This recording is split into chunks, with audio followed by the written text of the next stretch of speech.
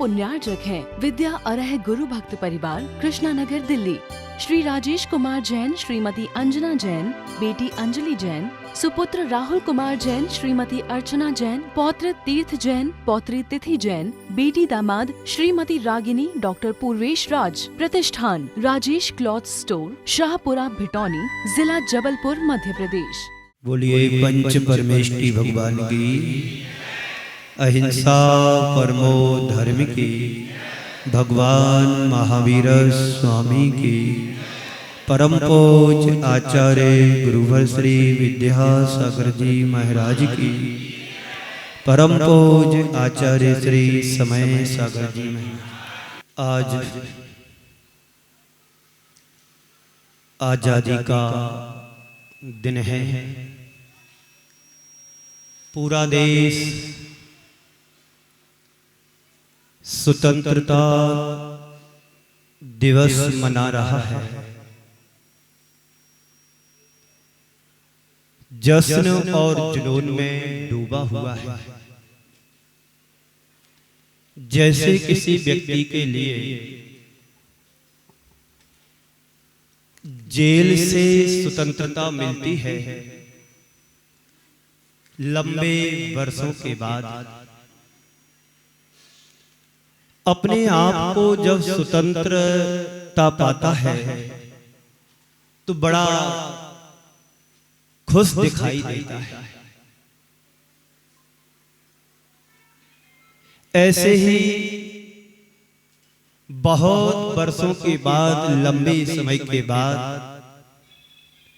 जब हमारे लिए अंग्रेजों से स्वतंत्रता प्राप्त हुई तो हम लोगों ने भी बड़े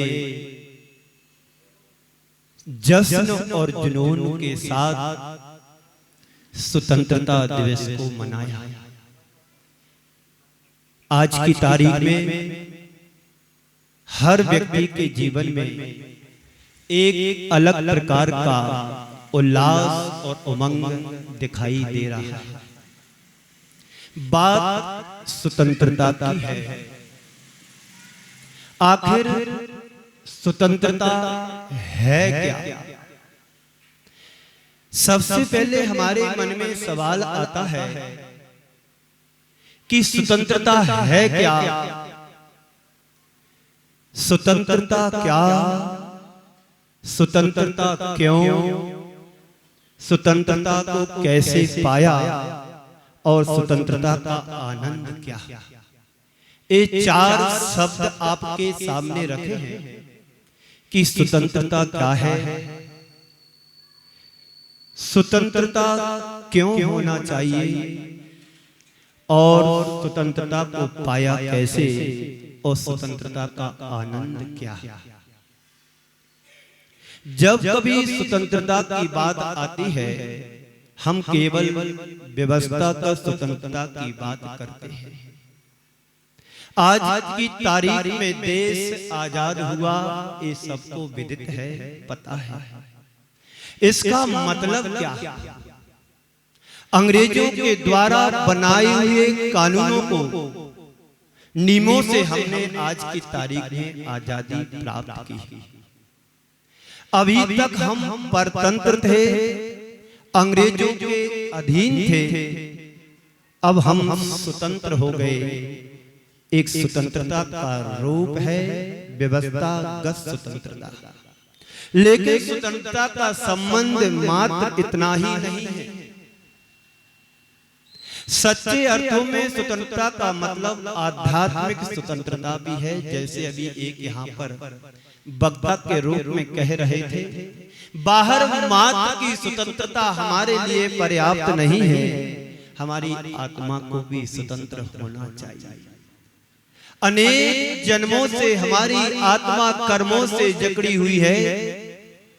जब उससे हमें स्वतंत्रता मिलेगी तब वास्तव में तुम्हारी स्वतंत्रता का मनाना सही अर्थों में माना जाएगा कि हम भी अब स्वतंत्र हो चले।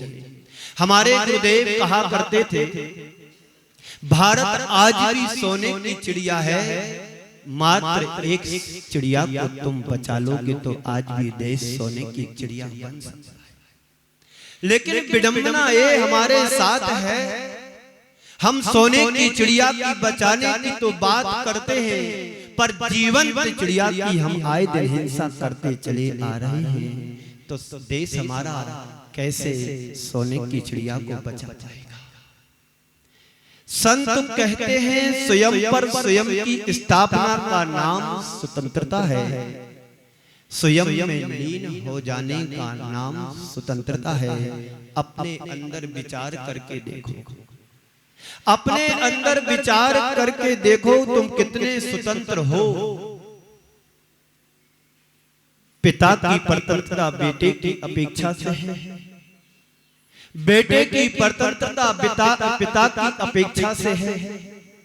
एक दूसरे किसी से स्वतंत्र नहीं है। लेकिन बड़ी विचित्र बात तो ये है कि हर कोई स्वतंत्र नहीं, परतंत्रता में जी रहा है। तुम्हारे ऊपर पूर्ण स्वतंत्रता है, तुम्हारे ऊपर पूर्ण शासन है। उत्तर मिलेगा कि बिल्कुल भी नहीं। राजनीतिक रूप से तो व्यक्ति स्वतंत्र हो चुका है, पर आंतरिक दृष्टि से देखा जाए सबके सब परतंत्र है। बाहर की स्वतंत्रता तब तक लाभकारी नहीं होती है जब तक निज पर खुद का अनुशासन नहीं होता है। निज पर निज का शासन ही अनुशासन कहा गया है। आपने अध्यात्म ग्रंथ की बात सुनी होगी, आत्मानुशासन एक ग्रंथ है, हमारे आचार्यों ने लिखा है। वही हमारी स्वतंत्रता का मूल आधार है। अभी कोई हमारी टिप्पणी कर दे तो तुरंत हम प्रभावित हो जाते हैं, गुस्से में आ जाते हैं, काबू से बाहर आ जाते हैं। और इससे विपरीत यदि कोई हमारी प्रशंसा कर देता है तो हम प्रसन्न हो जाते हैं। मतलब क्या हुआ? तारीफ की खिल गए और टिप्पणी की खौल गए। मतलब क्या हुआ? हमारी प्रसन्नता और खिन्नता दूसरों पर डिपेंड है और इंडिपेंडेंस डे तुम मना रहे हो। बात समझ में आई? जल्दी नहीं आई समझ में। किसी ने तुम्हारी तारीफ कही तो तुम प्रसन्न हो गए, और किसी ने तुम्हारी बुराई कर दी तुम खिन्न हो गए। तो किसके ऊपर डिपेंड हो? दूसरों के ऊपर डिपेंड है। पर संत तो कहते हैं तुम्हें दूसरों पर डिपेंड नहीं होना है, हमें तो अपनी आत्मा पर शासन और अनुशासन करना है। तब तुम्हें बाहर की स्वतंत्रता मनाने का अधिकार है। जब खुद से व्यक्ति हार जाता है तो दूसरों पर दोषारोपण थोपता है। अभी तक 78 वर्ष तक इसके पहले यही होता रहा। हम दूसरों से हारते आए, खुद से हारते आए और दूसरों पर दोषारोपण करते आए। पर संत कहते हैं बाहर जीतना हारना तो बहुत मामूली बात है। जो व्यक्ति खुद पर अनुशासन करता है, खुद को जीत लेता है, वो महावीर कहलाता है। और जो दूसरों को जीतता है वो वीर हो सकता है।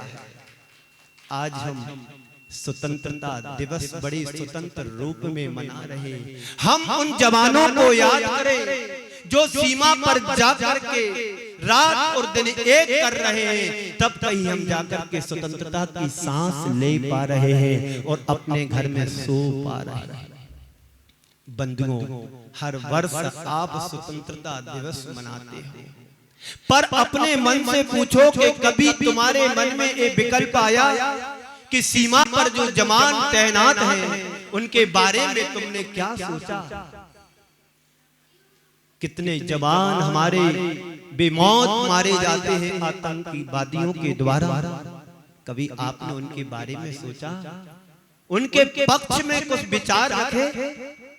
बस यहाँ तक सोचते हैं कि मेरा परिवार सुखी रहे और ज्यादा सी है तो मेरे सगे संबंधी सुखी रहे, बाकी दुनिया से कोई मतलब नहीं। चातुर्मास चल रहा है, और चातुर्मास के मध्य ये 15 अगस्त आप इंडिपेंडेंस डे मना रहे हैं, स्वतंत्र रूप से मना रहे हैं, इंडिविजुअल। आप आत्मा को कितने जकड़े हैं कर्म हमारे, कभी विचार किया? कोई तुम्हें 2 गाली दे जाता है तो तुम तैयार रहते हो बंदूक भर करके मैं उसको 10 गालियां सुनाऊं। इसलिए स्वतंत्र हुए हम लोग।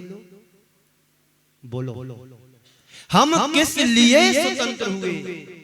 हम स्वतंत्र हुए हैं अपने जीवन को निर्बाध रूप से आगे बढ़ाने के लिए, जीवन का उत्थान और कल्याण करने के लिए हम स्वतंत्र हुए हैं, ना कि वाद विवाद में उलझने के लिए हम स्वतंत्र हुए हैं। तो हमारी प्रसन्नता और खिन्नता दूसरों पर डिपेंड है, चाहे जब हमें प्रसन्न कर सकता है और चाहे जो हमें खिन्न कर सकता है, करता है कि नहीं? बोलो। अभी नरेंद्र की कोई प्रसन्नता कर दे तो नरेंद्र बड़े फूल जाएंगे, देखो सब लोग मुझे चाहते हैं। और कोई नरेंद्र की टिप्पणी कर दे तो नरेंद्र कहेगा देखो कैसे लोग हैं, जमाना भी बदल गया। महाराज के सामने तो बड़े सीधे सादे बनते हैं और बाहर जाकर के छुरी चलाते हैं। तो किस पर डिपेंड है? नरेंद्र की जिंदगी दूसरों के हाथ में है ना, नहीं होना चाहिए। हम अपने स्वतंत्र जीवन जीने के अधिकार मेरे पास है, कोई कुछ भी कहे मुझे इससे कोई प्रभावित नहीं होना चाहिए। तो फिर स्वतंत्र कैसे? 2 शब्द हैं, एक परतंत्रता, एक स्वतंत्रता। 2 शब्द आपके सामने रख रहा हूं, एक परतंत्रता, दूसरी स्वतंत्रता। परतंत्रता का मतलब है प्रतिक्रिया का जीवन जीना। किसी ने कुछ कह दिया, उसकी क्रिया की प्रतिक्रिया कर देना, ये प्रतिक्रिया का जीवन परतंत्रता का जीवन है। और स्वतंत्रता का जीवन अपनी क्रिया तक ही सीमित रहना, यानी अपने ऊपर डिपेंड रहना। कोई कुछ भी कह जाए, हमें क्रिया की प्रतिक्रिया नहीं करना। ये क्या हो गया? क्रिया का जीवन जीना। क्रिया और प्रतिक्रिया में बड़ा मौलिक अंतर है। किसी ने कुछ कहा नहीं, हम प्रभावित हो गए, ये तो हो गई प्रतिक्रिया। और हम अपना कार्य करते रहे, दूसरों के तरफ देखे ही नहीं, ये कहलाती है क्रिया कि अपने कार्य में लीन रहना। कोई कुछ भी कह करके चला जाए, हमें प्रभावित नहीं होना है। हम जो कर रहे हैं वो सही कर रहे हैं और अपने कार्य में दक्ष रहना ही नाम स्वतंत्रता है। थोड़ा अपने अंदर झांक करके देखो, क्रिया में जीते हुए की प्रतिक्रिया में आपके पास उत्तर आएगा। ज्यादातर लोग तो प्रतिक्रिया में जीते हैं। उसने मेरे लिए ऐसा कह दिया, उसने मेरे लिए ऐसा कर दिया। वो औकात क्या होती है? मेरे से गधा कह दिया। गधा कहने का मतलब क्या होता है मैं अभी बताता हूँ। गधा कहा कैसे, उसने मुझे समझ कैसे लिया कि मुझे गधा कह दिया। सामने वाला एक बार गधा कह करके चला गया और तुमने उसको ना जाने हजारों बार गधा बना दिया, तो बड़ा कौन हुआ, गधा की गधा का बाप? यानी तुम प्रतिक्रिया में जीवन जी रहे हो, यानी परतंत्र जीवन जीने की शैली का नाम प्रतिक्रिया है और स्वतंत्र जीवन शैली जीने का नाम स्वतंत्रता है। 24 घंटे प्रतिक्रियाओं में व्यक्ति जीता रहता है। कभी अपने अंदर विचार करो कि हम किसके साथ क्या कर रहे हैं। हम दूसरों के साथ करें ना करें उसका कोई प्रभाव नहीं पड़ता है, लेकिन ये सोचो कि जैन दर्शन कहता है किसी के प्रति जो विचार भाव तुम्हारे हृदय में आता है उससे निरंतर कर्म का बंध हो रहा है। हम स्वतंत्रता दिवस मना रहे हैं और परतंत्रता का काम कर रहे हैं। बंधनों में जकड़न में बंधते चले जा रहे। एक बंधन से मुक्ति पाने के लिए हमें एक संयम के बंधन में बंधना पड़ता है, तभी तुम जाकर के भगवान जैसे स्वतंत्र रूप में विचरण कर पाओगे।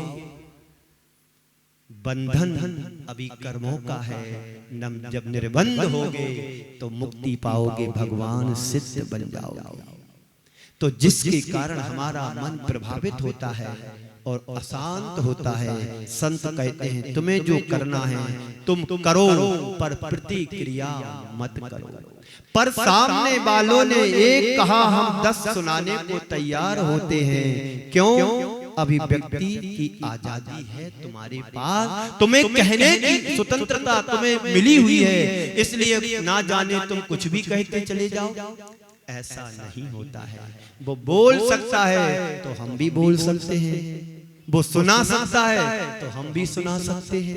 बोलो, ईंट का जवाब किससे देते हो? पत्थर से देते हैं। ईंट का जवाब पत्थर से दे सकते हैं। इसका मतलब क्या हुआ?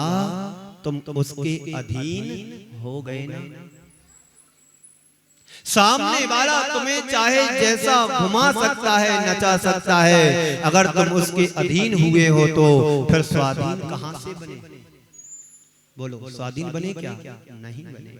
चीजों पर अधीन हो गए तो फिर तुम्हारा तुम पर अनुशासन कहां से रहा? खुद का खुद पर अनुशासन करना ही आत्मानुशासन कहलाता है।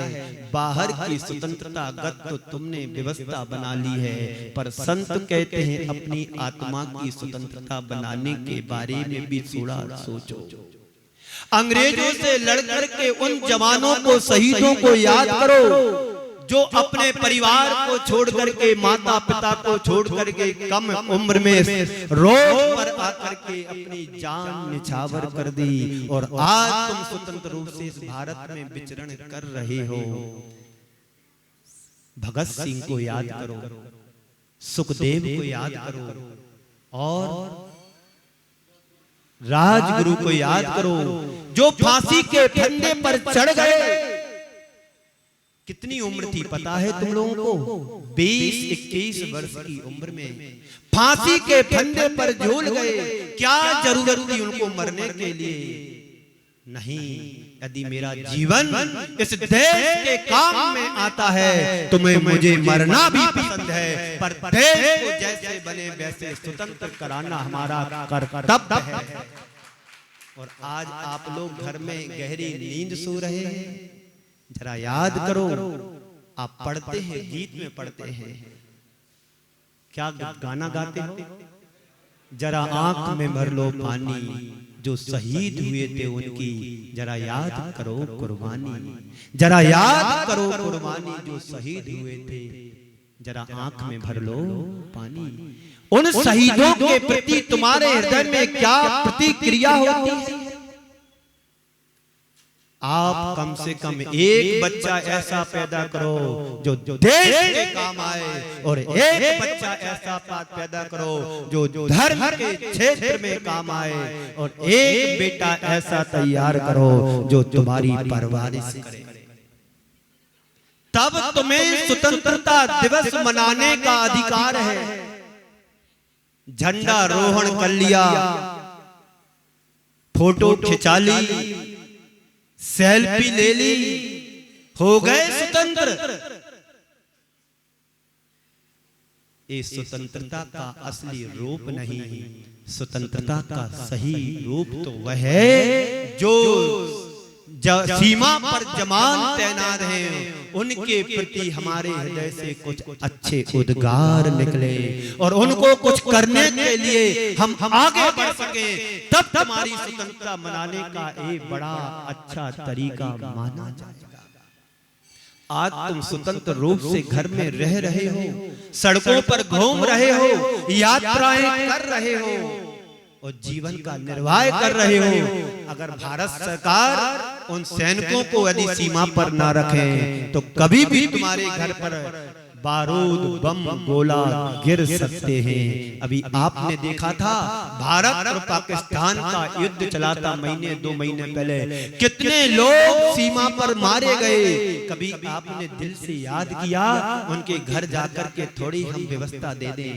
सरकार ने अपनी अनुकूलता से जो दिया सो दिया, लेकिन 1.5 अरब जनता का भी कर्तव्य होता है कि उन परिवारों को भी हम कुछ कर सकें। बंधुओं, स्वतंत्रता दिवस हर वर्ष मनाते हो, इस वर्ष भी हमारे सानिध्य में मना रहे हो। अभी आपने ध्वजारोहण किया था, फहराया था, राष्ट्रीय गान किया था, सबने अच्छे मन से उसको नमस्कार किया, सलाम किया। ये राष्ट्र की ध्वजा राष्ट्र के प्रतीक माना जाता है। अपने अपने राष्ट्र की एक ध्वज होती है जो उसका मानक होता है, जो उसका एक रूप होता है। भारत का रूपक तिरंगा झंडा है जिसमें 3 कलर हैं, एक ऊपर गुलाबी कलर है, केसरिया कलर, बीच में सफेद कलर, व्हाइट रंग और अंत में ग्रीन कलर जिसे हरा कलर बोलते हैं। इन सब के अपने अपने अर्थ भी होते हैं और बीच में 24 तीर्थंकरों का प्रतीक जो चक्र बना हुआ है वह बड़ा महत्वपूर्ण का है। 5 रंगों में हमारे आचार्य, उपाध्याय, साधु सब समाहित हैं। पंच परमेष्टि का प्रतीक माना जाता है और जो आरा बना हुआ है, चक्र बना हुआ है, ये 24 तीर्थंकरों का प्रतीक माना जाता है। वैसे ही झंडा नहीं रखा है, इसका भी कोई सिद्धांत रहा होगा। तो बंधुओं, कहते हैं कि प्रतिक्रियाओं से मुक्त होकर जीवन जीना सीखें। यह तभी होगा जब तुम्हारी चेतना स्वतंत्र होगी, तुम्हारी प्रत्येक प्रवृत्ति पर तुम्हारा नियंत्रण होगा। आज वो सब चीजें खत्म हो रही हैं, इसलिए आजादी के सिद्धांत भी बदल गए। इसका मतलब ये नहीं है कि जब चाहे तब, जहां चाहे वहां कुछ भी कर लें, एक कतई नहीं होना चाहिए। आजादी का मतलब खुद का खुद पर नियंत्रण होना, यही आध्यात्मिक रूप से है। आज देश की आजादी की बात है। आज देश आजाद हुआ था। आज देश को आजाद हुए 78 वर्ष पूर्ण हो चुके हैं। 79वें वर्ष में ये देश प्रवेश कर गया है। आप दिल्ली में जाकर के देखेंगे तो वहां पर सारी सरकार के साथ में पूरा देश एक गणता है, स्वतंत्रता दिवस की परेड में लगा हुआ है और निरंतर नेता लोग हमारे देश की सुरक्षा में अपनी शक्ति को लगा करके चल रहे हैं। उनके लिए भी हमारे लिए बहुत कुछ सहानुभूति देने का कर्तव्य होता है। यदि देश में नेता लोग नहीं होते तो हम भी स्वतंत्र नहीं हो पाते। ये तो बाहर की स्वतंत्रता है, बाहर की व्यवस्था है, लेकिन संत कहते हैं इससे एक कदम आगे बढ़ने की हमें जरूरत है। बाहर की स्वतंत्रता है, आज है कल ना रहे, कोई पता नहीं, लेकिन आत्मा की स्वतंत्रता की बात करना सबसे महत्वपूर्ण बात है। जो जन्म जन्मांतरों से हमारी आत्मा परतंत्र रूप से विचरण कर रही है, ना जाने कितने जन्मों में इसने धोखा खाया, धक्का खाए और आज वही करके चले आ रहे हैं। अब तुम्हें मानव पर्याय मिली है, जैन कुल मिला है, अच्छी समझ मिली है, समय मिला है, शक्ति मिली है, सब कुछ अच्छा मिला है। अब इस देश के साथ साथ हमें आत्मा का स्वतंत्रता की भी प्राप्ति करना है।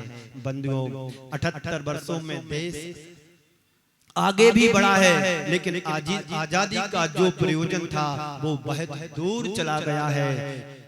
आजादी के पहले देश पराधीन था, पर हमारी चेतना स्वाधीन थी।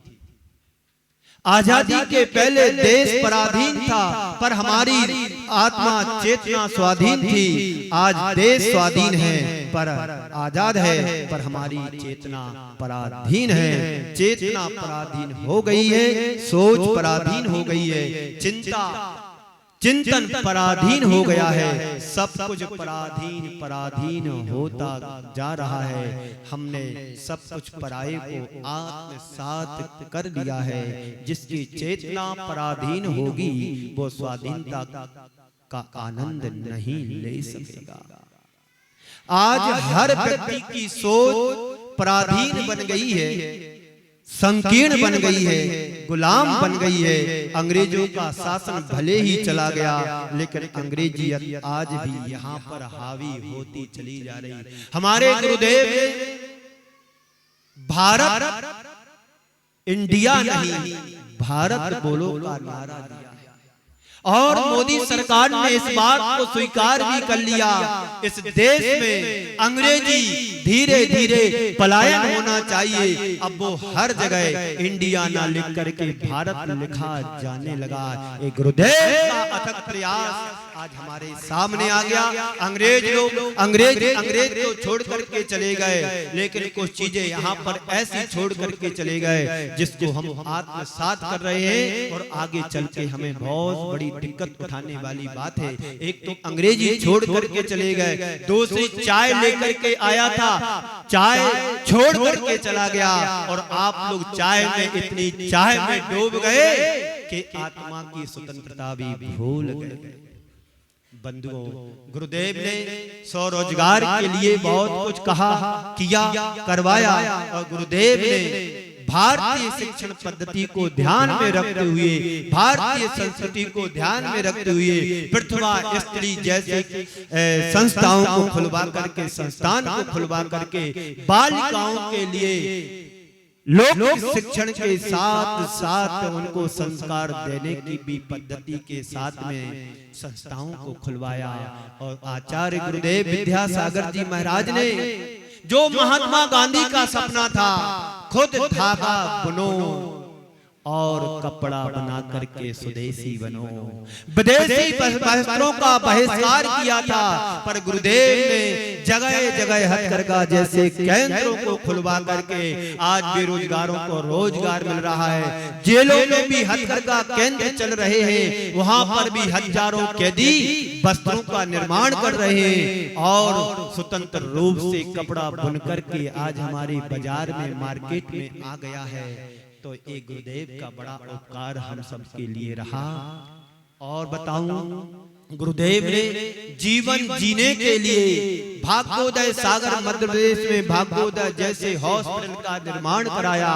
आज वहां पर हजारों मरीज स्वस्थता का लाभ ले रहे हैं और पूर्ण आयु जैसी आयुर्वेदिक हॉस्पिटल खुलवा करके जबलपुर तिलवारा घाट में वहां पर भी जीवन दान ले रहे हैं, पूर्ण आयु जी रहे हैं। गुरुदेव ने हमेशा समाज के लिए, देश के लिए, राष्ट्र के लिए दिया है। और जब कभी हमारे गुरुदेव के पास चाहे मुख्यमंत्री आए हो, चाहे प्रधानमंत्री आए हो, चाहे राष्ट्रपति आए हो, उन्होंने सिर्फ राष्ट्र के हित में चर्चा की, कभी अपने संघ के बारे में कोई चर्चा नहीं की। वो गुरुदेव विद्यासागर महाराज थे। मात्र राष्ट्र के कल्याण और राष्ट्र के हित के बारे में उन्होंने चर्चा की। ऐसे गुरुदेव के सम्मान में आप जोरदार तरीके से बंधुओं, कहाँ है सोच हमारी? या पराधीनता है? यही पराधीनता है। और ऐसी पराधीनता का भाव जब तक मन में रहेगा तब तक स्वतंत्रता दिवस मनाने का कोई अर्थ नहीं होगा। गुरुदेव कहा करते थे, स्वराज तो आ गया पर सुराज आना चाहिए। सुराज तभी आएगा जब हर एक व्यक्ति के अंतरंग में आत्मानुशासन जगेगा। एक समय था जब भारत विश्व में समृद्धतम देशों में एक था। इसे सोने की चिड़िया के रूप में भी कहा जाता था। लेकिन इस भारत पर विदेशी आक्रांताओं ने अनेक हमले किए।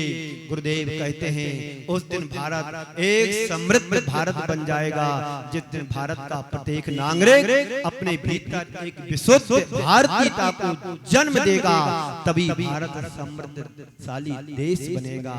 100 भाषा, 100 शिक्षा, 100 रोजगार, स्वदेशी को महत्व दो, इनको प्रोत्साहन दो तो देश आगे बढ़ेगा। आज भारतीय कम, इंडियन ज्यादा दिखने लगे हैं। इसलिए गुरुदेव ने कहा कि इंडिया नहीं भारत बोलो, इंडिया नहीं भारत बोलो। इंडिया में तुम्हें आत्मीयता नहीं झलकती है और जब भारतीयता बोलते हैं तो गौरव बन करके आगे उभर करके आता है कि हम भारतीय हैं। इस भारत की शान को हमें आगे तक ले जाना है। हम हर देश की अपनी अपनी भाषा होती है, तो इसलिए गुरुदेव का मंतव्य था कि हमारे देश की भाषा जब हिंदी है तो सारे कार्य हिंदी में ही होना चाहिए। आज भारतीय कम इंडियन ज्यादा दिखते हैं, रहन सहन में, वेशभूषा में, खान पान में, आदि पहनाव में ना जाने कितना बदलाव आ गया। आज हम अपने बच्चों को जब सड़क पर देखते हैं तो हमारी आंखें झुक जाती हैं कि क्या पहनाव है, क्या खान पियन है, क्या रहन सहन है, क्या वेशभूषा है। सब भारतीय ना होकर के पाश्चात्य संस्कृति के कल्चर में जीने लगे। तो आपके अंदर आपकी अपनी भाषा के प्रति आपका क्या गौरव है। भाषा संस्कृति की संवाहिका होती है। जब जब भाषा है तब तक संस्कृति है। अंग्रेजों ने एक काम किया, धीरे धीरे हमारी भाषा को भी छीन लिया, बदल दिया। हिंदी की जगह सारे कार्य अंग्रेजी में करने लगे। हम लोगों की सोच की उनकी भाषा को हम लोगों ने अपना लिया और अपने आप को बड़े गौरवान्वित महसूस करते हैं कि हमें अंग्रेजी आती है, हम अंग्रेजी बोलते हैं। बंधुओं, ये अपने साथ नहीं अपने देश के साथ हम छल कर रहे हैं। तो तुम्हारी अपनी भाषा में क्या कमी है। यहाँ पर भाषा में अपना साहित्य भी है, उसके बल पर सारा विचारों का आदान प्रदान हो सकता है। लेकिन लोगों ने अपनी भाषा को भुलाया और पर भाषा को अपना कर अपनाना शुरू किया। भाषा बदली तो व्यवहार भी बदल गया। जो पहले हिंदी से सारे काम करते थे उनके पहनाव में बहुत परिवर्तन था। धोती पहनना, कमीज पहनना, कुर्ता पाजामा पहनना। और जब से भाषा आई तो वेशभूषा भी, व्यवहार भी बदल गया। अब व्यक्ति सीधे बात नहीं करता है, अब व्यक्ति अकड़ करके बात करता है। क्या मुझे कम समझते हो? मैं मल्टीनेशनल कंपनी में जॉब करता हूँ, 2 लाख रुपए महीने मिलता है, तो वो देख करके नीचे क्यों चलेगा? वो तो 1 करोड़ की गाड़ी में घूमेगा। सारा पैसा यहाँ कमा करके विदेशी कंपनियों को दे रहा है। हमारी सोच बदली, व्यवहार बदला, पहनाव बदला, सब कुछ बदलता चला जा रहा है। पर गुरुदेव कहते थे आज भी हम अपने आप को सोने की चिड़िया और देश को बना सकते हैं। बस हमारे हृदय में देश के प्रति सहानुभूति होना चाहिए। उदाहरण के लिए चीन, जापान, फ्रांस को यदि हम देखें तो इन्होंने अपनी भाषा का कभी उल्लंघन नहीं किया है। और हम भारतीय तो कहलाते हैं, लेकिन भाषा किसका प्रयोग कर रहे हैं? विदेशों की भाषा का। मैकाले ने 1835 में अपने वक्तव्य में कहा था, उन्होंने कहा था कि मैंने संपूर्ण भारत की यात्रा की थी, मुझे भारत में एक भी भिखारी, एक भी याचक, एक भी चोर नहीं मिला। आज घर घर ये सब देखने को मिल सकते हैं। भारत बड़ा समृद्धशाली देश था। उसकी समृद्धि का मूल आधार उसकी शिक्षा थी। भारत में पहले शिक्षण निःशुल्क होता था, गुरुकुलों के माध्यम से होता था, जंगलों में होता था। गुरुकुल प्रणाली थी जो राजा महाराजाओं द्वारा संचालित होती थी। हर कोई पढ़ता था, पढ़ने के बाद किसी के यहाँ नौकरी करने की जरूरत नहीं होती थी। वो कला गुणों में इतना निष्णात हो जाता था कि वो पढ़ लिख कर अपनी आजीविका की पूर्ति के लिए पूरी तरह समर्थ होता था। कल हम यहाँ पर जीवनधर कुमार चरित्र पढ़ रहा था, तो वहां पर जीवनधर के बारे में ऐसा व्याख्यान आया कि जीवनधर अपने पुण्य से बहुत सारी कलाओं को सीख लिया था कि उसे रास्ते में एक दृढ़ मित्र राजा मिला। उसके सैकड़ों बच्चे थे, सारे बच्चे हर चीज में निष्णात तो हो गए थे, लेकिन अस्त्र शस्त्र चलाने में बिल्कुल भी निष्णात नहीं थे। तो जीवनधर कुमार को रख करके सारे अस्त्र शस्त्र सिखाने की शिक्षा विद्या जीवनधर कुमार ने उस राजा के बच्चों को सिखाया। तो पहले के जमाने में राजा महाराजा गुरुकुलों की स्थापना कराते थे और वहां पर वही शिक्षण दिया जाता था जो देश के और खुद के जीवन के काम में आए। गुरुकुलों का स्थान आज विद्यालयों ने ले लिया, लेकिन 1856 का वो परिणाम सारे देश की मानसिकता को भी बदल दिया। आज पढ़े लिखे बेरोजगार घूम रहे हैं। आज पीएचडी भी करने के बाद भी उन्हें नौकरी नहीं मिल रही है और नौकर बनकर के चक्कर लगा रहे हैं नौकरी के लिए। आज अधिक पढ़े लिखे लोग चपरासी की नौकरी के लिए घूम रहे हैं, आवेदन लेकर के कहीं ना कहीं मेरी नौकरी लग जाए। इससे बड़ा शिक्षा का मजाक और क्या हो सकता है। शिक्षा पद्धति बदली तो देश पिछड़ गया। लगता है तुम्हें कि हमारे बच्चे विदेशों में जॉब कर रहे हैं, लाखों रुपए कमा रहे हैं, पर घर में तो वही स्थिति है, आज है तो कल नहीं है। शिक्षा पद्धति बदली तो देश पिछड़ गया। हमारे गुरुदेव कहते थे स्वदेशी शिक्षा हो। शिक्षा का मतलब व्यक्ति को ऐसी सीख देना जिससे वह कला और गुणों में निष्णात हो सके। डिग्री हासिल करना मात्र शिक्षा का उद्देश्य नहीं है।